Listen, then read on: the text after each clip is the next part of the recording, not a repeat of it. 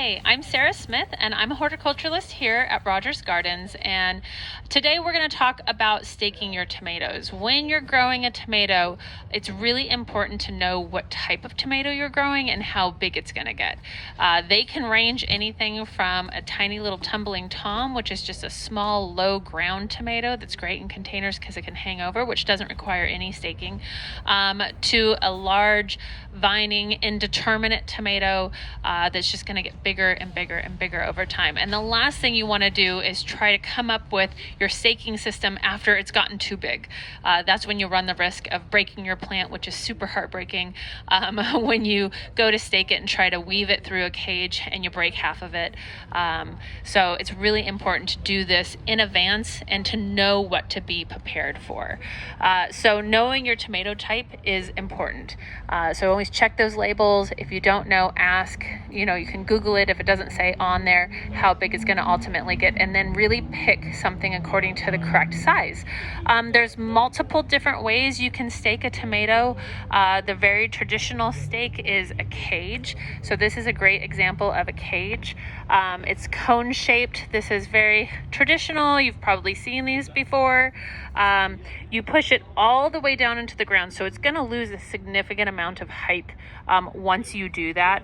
So this is going to be really good for more of your dwarf or your determinate tomatoes. Your determinate tomatoes set your tomatoes all at once, and they stay short and bushy. So this is really good for that. When picking your cage, the biggest thing that I tell everybody is look for how many prongs there are on the bottom. Many times you will see a 3-pronged stake, and my issue with those is they're not very stable. And so as your tomato gets bigger and heavier, you run the risk of it falling over and ripping the whole entire plant out of the ground, which is also incredibly heartbreaking. So always look for 4 prongs. That's really important. The thing with these two that I have a bit of an issue with is they're just hard to store. So when you're not using them and you're in the off season, where you put this and have it so it doesn't get bent when you take it out next year, that really becomes a problem. What they've started coming out with that I'm super excited about is different types of collapsible cages, which are great because they collapse down small. You can store them in your garage or in a shed somewhere and you don't have to worry about it. So this one here is a really beautiful, I love the shape, I love the size, it's super heavy duty. This is a collapsible cage. 4 prongs, nice and big, really tall, a lot more stable, so when you push it down to the ground, you're not pushing it that far down into the ground, and it's really a great size. The other thing that I have here, obviously, is just a nice bamboo stake. So you can find ways to TP your own tomato, use different stakes to get your taller tomatoes tied up to. It could become a little bit of a project, but what I always like to do is with a cage like this, even this is not necessarily tall enough for some of our taller tomatoes. So I will sometimes lash a bamboo stake like this to give it more height. So as it gets bigger and bigger and bigger, I can keep tying it up and tying it up. Because another problem is once they get really tall, they will bend over and the branches will break with the weight of the tomatoes too. So that's the last thing you want as well. So this is a really nice thing to add to something like this. This is super sturdy. I really love these cages. It's a really nice investment. They're a little bit more expensive than a cone type, but if you just buy a couple of those every time, you'll have a good stock in hand for the next season. And then again, just staking regularly. Now, how do you tie your tomatoes to these? Occasionally, just threading them through is not going to be enough. You're going to actually have to tie the branches to something like this. You're going to have to tie the branches to something like this. So there's different types of ties. They're not all created equally. You will find the type that works well for you over time, but I'm going to show you some of my favorites. The first one that I ever started using in my gardening history was these twist ties. These are nice because they just pull out. It has a nice little cut here. It's just like the traditional twist tie you'd find in the grocery store. My issue with these that I found over years of use is they're very thin and they have a really sharp kind of edge to it. So depending on what you're tying up, this is not always your best bet because this can cut into the stem and that can also break the tomato stem. So I'm really careful with these. I love these for lashing stakes to my cages. They work great.